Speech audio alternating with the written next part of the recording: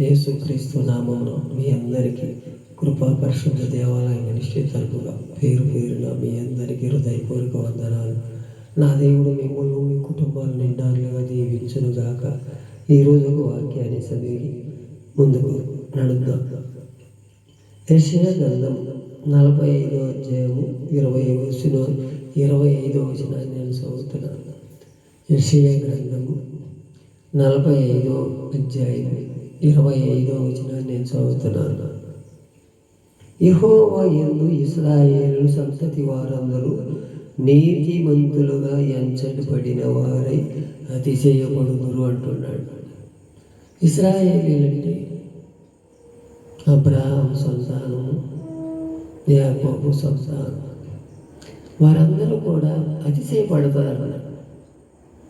మనం కూడా దానిలో ఉన్నవారమే ఇశ్రాయేలీలుగా మార్చబడ్డాము. యాకోబు సంతతి వారి వల్ల ఇశ్రాయేలుగా మార్చబడిన వారు మనం అతిశయపడుతున్నాం. ఎందుమూలన నా దేవుడు నాతో ఉంటాడు, నాకు సమస్తము సమకూర్చి పెడతాడని, ఆయనకు అసాధ్యమైనది ఏమీ లేదని కొన్ని సూచనలు చూపించాడు. వాడు ఎర్ర సముద్రాన్ని 2 పాయలుగా చేశాడు. వారు బానిసత్వంగా ఉన్న వారిని విడిపించి కనాను దేశం నుంచి దేశానికి తీసుకెళ్ళాడు. అలాంటి స్థితిగతులన్నీ సూచన వారేవాళ్ళు.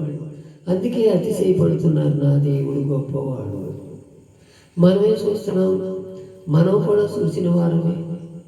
మనం అందరం కూడా దేవుని మేలు పొందుకోలేని వారమే, పొందుకున్న వారమే.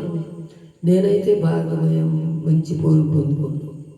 చనిపోయే వాడిని లేపి సజీవుల లెక్కలో నిలబెట్టి మీ అందరి మధ్యన ఇలా నిలబడ్డానండి. ఆయన కృప మాత్రమే. ఆయన కృపకు నేనేమి ఇచ్చినా రుణం తీర్చుకోలేదు.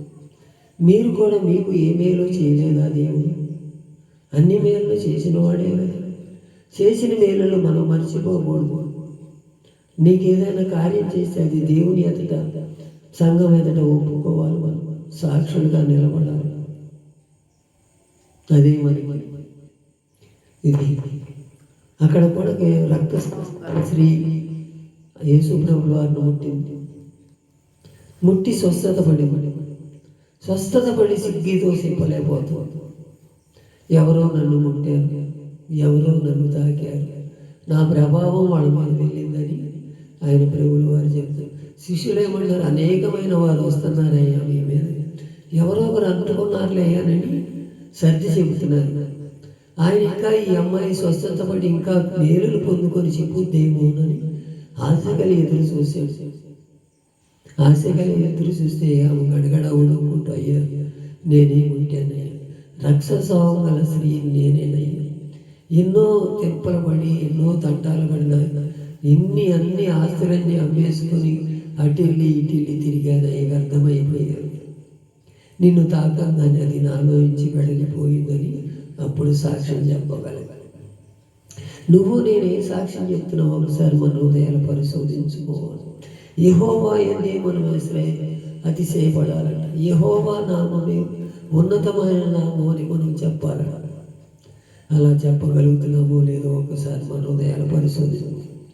కీర్తనల గ్రంథం 44వ కీర్తన 8వ వచనాన్ని, దినమెల్లా మేము అతిశయపడుతున్నాము, నీ నామమును బట్టి మేము నిత్యము కృతజ్ఞాస్తుతులు చెల్లించుతున్నాము. ఇక్కడ దినమెల్లా మేము కృతజ్ఞతాస్తుతులు చెల్లిస్తున్నాము. మనకు అలా ఉన్నదా?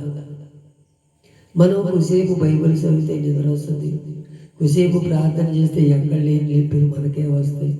మోకరించి ప్రార్థన చేద్దామంటే మోకాడు పనిచేయవు. దేవుడు నన్ను ఇంకా బాగు చేయలేదు, దేవుని మీద నెపనేస్తామే కానీ మనం ఏది కూడా చేయలేని స్థితిలో ఉంటున్నాం. అలాంటి స్థితిగతుల నుంచి మనం మారాలని, ఆయన కృతజ్ఞతాస్తుతులు చెల్లించే వారంగా ఉండాలంట. అతిశయపడుతున్నామంటే నీ నామమును బట్టే కదయ్యా, నీ నామం ఉన్నతమైనది, నీ నామాన్ని బట్టే కదయ్యా మేము అతిశయపడుతున్నాం. యెహోవా నామము స్తుతి కలుగునుగా అనే వారంగా ఉండాలని దేవుడు కోరుకుంటున్నాడు. ఆశ్రయదుర్గము నువ్వే కదయ్యా. మా ఆశ అంతా నీ మీదే పెట్టుకున్నాం. యెహోవా నామమే మాకు శరణ్యమని మనం చెప్పలేని స్థితిలో ఉంటున్నామే. ఒక్కసారి మన హృదయాల పరిశుద్ధి. దావీదు కుమారుడా, నన్ను దాటిపోకయ్యా అంటే నీలో నాలో ఉండడానికి ఇష్టపడుతున్నాను. ఆయన నామాన్ని బట్టి మనం అతిశయపడాలి. అన్ని నామముల కన్నా యేసు నామము గొప్పదని మనం పాటలు పాడుతూ ఉంటాం. అది పాటలు పాడతా వరకే కానీ దాన్ని హృదయాల్లో చేర్చుకోలేకపోతున్నాం. అది ఎందువలనో మనం ఒకసారి మన హృదయాలు పరిశోధించాం. అలాగే కీర్తన గ్రంథము 64వ కీర్తన 10వ వచనాన్ని, నీతిమంతులు యెహోవాను బట్టి సంతోషించుచు ఆయన శరణు చూచెను, యథార్థ హృదయులందరినీ అతిశయించుదురు అంటున్నాడు. యెహోవాను బట్టి అంట మనం సంతోషించాలి. మనం నీతిమంతులుగా కడగబడ్డామంటే ఎవరి వల్ల? ఆయన రక్తంతో కడగబడ్డాం. మన పాపాలు ఆయన భుజాల మీద వేసి శిలువ మరణ యాగం పొందే వరకు కూడా ఆయన మనల్ని వదిలిపెట్టాలి. అలాంటి దేవుణ్ణి మనం ఎప్పుడూ కూడా వ్యర్థమైన మాటలు, వ్యర్థమైన ఆలోచనలు, వ్యర్థమైన వాటిని పోక దేవుని సన్నిధిలో మనం అతిశయపడాలి. నా దేవుడు గొప్పవాడు, నన్ను బాగు చేసిన వాడు నిన్నెందుకు బాగు చేయడానికి వారికి ఉన్నతమైన ఉపదేశంలో నడిపించాలి. చేశాడు, ఇంతకంటే ఇంకొకరు చేశాడు. నాకు ఇది చేశాడు కానీ పక్కింటి వాళ్ళకి అది కట్టాడు, ఇది చేశాడు అనే ఆలోచనలో ఉంటాం. నీకు చేసింది నువ్వు మర్చిపోతున్నావు. అదే దేవుని చిత్తము కాదు.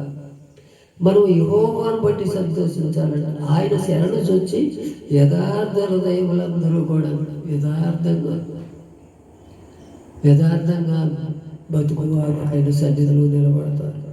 అలాంటి వారికి యథార్థంగా ఉండాలి. మనం ఆయన వల్ల, ఆయన నామమును బట్టి అతిశయించే వారంగా ఉండాలి. ఆయన సంతతి వారందరూ నీతిమంతులంట. ఆయనందరూ కూడా నీతిమంతులుగా తీర్చిదిద్ది నన్ను కూడా ఒక ఉన్నతమైన స్థానంలో చూసి మనం ఆయన వల్లే అతిశయించాలి. యెహోవా నామమే మనకు శరణ్యమని, యెహోవా తప్ప మాకు దేవుడు లేడని గొప్ప సాక్ష్యం మన మధ్య నిలబడాలని దేవుని సన్నిధిలో ఒక సేవకుడిగా మీ అందరినీ చేతులెత్తి ప్రార్థన చేస్తున్నాం. మీరు కూడా ప్రార్థన చేసినారు. మా కుటుంబాలు, మా పరిస్థితులని దేవుడు ఇంకా ముందుకు తీసుకెళ్లాలని మన దిన ప్రార్థనలో జ్ఞాపకం చేసుకోండి. మీరు కూడా ప్రార్థన చేయండి. అందరము కూడా యెహోవాను బట్టి సంతోషిద్దాం, యెహోవా నామాన్ని బట్టి సంతోషిద్దాం. యెహోవా మనకు తప్ప ఎవరో కూడా మనం ఆయన బట్టి మనం అతిశయించేవారు కాదని దేవుడి లేఖనాలు తెలియజేస్తుండగా మనం అందరము యెహోవాను బట్టి సంతోషించి ఆయన సన్నిధిలో అతిశయపడదాం. దేవుని రాజ్యానికి మనం వారసులవుదాం. ఇట్టి కృప మనందరికీ దయచేయబడును గాక. ఆమేన్.